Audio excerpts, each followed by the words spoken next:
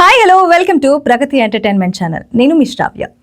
సినీ ప్రపంచం కొందరికి అపారమైన కీర్తి, సంపద, అభిమానాన్ని ఇస్తుంది. కానీ అదే ప్రపంచం మరికొందరి జీవితాలను ఊహించని విషాదాలతో నింపేస్తుంది. కేవలం 22 వయసులోనే దక్షిణ భారత చిత్రసీమను తన అందం, అభినయంతో ఆకట్టుకుని ఆ తర్వాత అతి చిన్న వయసులోనే ఈ లోకాన్ని విడిచిపోయిన ఓ నటి కథ ఇది.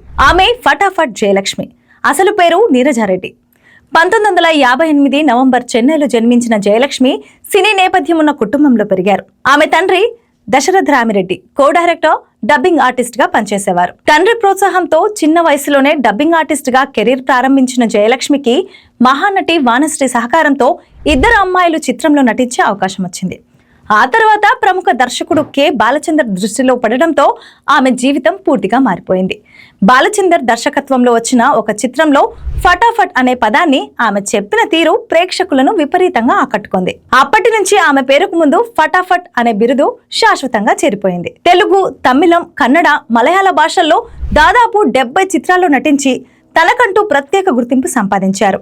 ఎన్టీఆర్, కృష్ణ, రజనీకాంత్ వంటి అగ్ర హీరోల సరసన నటించిన జయలక్ష్మి ముఖ్యంగా రజనీకాంత్ తో చేసిన సినిమాల్లో తన అద్భుత నటనతో ప్రేక్షకులను మెప్పించారు.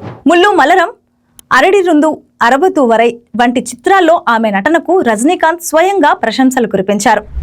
ఒక సందర్భంలో ఆ సినిమాలో జయలక్ష్మి నటన నన్ను మించిపోయింది అని చెప్పడం ఆమె ప్రతిభకు నిదర్శనం.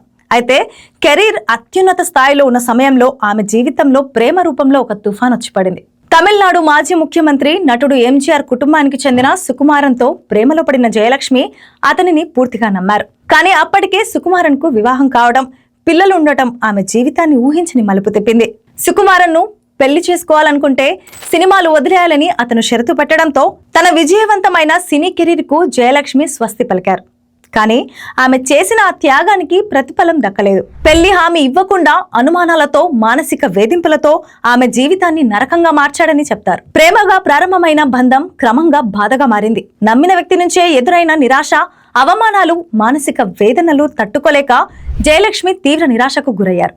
చివరకు అధిక మోతాదులో నిద్రమాత్రలు తీసుకుని ఆత్మహత్య యత్నానికి పాల్పడ్డారు. 4 రోజుల పాటు ఆసుపత్రిలో ప్రాణాలతో పోరాడిన ఆమె 1980 నవంబర్లో తుదిశ్వాస విడిచారు.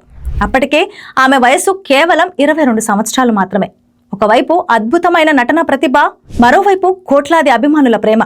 ఇవన్నీ ఉన్నప్పటికీ వ్యక్తిగత జీవితంలో జరిగిన విషాదం ఆమెను చాలా త్వరగా ఈ ప్రపంచం నుంచి దూరం చేసింది. మరికొన్ని సంవత్సరాలు బ్రతికి ఉంటే భారతీయ సినీ చరిత్రలో గొప్ప స్థానం సంపాదించేవారని సినీ విశ్లేషకులు ఇప్పటికీ అభిప్రాయపడుతుంటారు. ప్రేమ, నమ్మకం, ఆశలు, నిరాశలు కలిసిన ఫటాఫట్ జయలక్ష్మి జీవితం నేటికి సినీ పరిశ్రమలో అత్యంత విషాదకరమైన కథల్లో ఒకటిగా నిలిచిపోయింది. ఇలాంటి అరుదైన సినీ కథనాల కోసం మా ఛానల్ని ఇప్పుడే సబ్స్క్రైబ్ చేసుకోండి. వీడియో నచ్చితే లైక్ చేయండి, షేర్ చేయండి, మీ అభిప్రాయాలని మా కామెంట్స్ లో తెలియజేయండి. Signing off Shravya. Thanks for watching.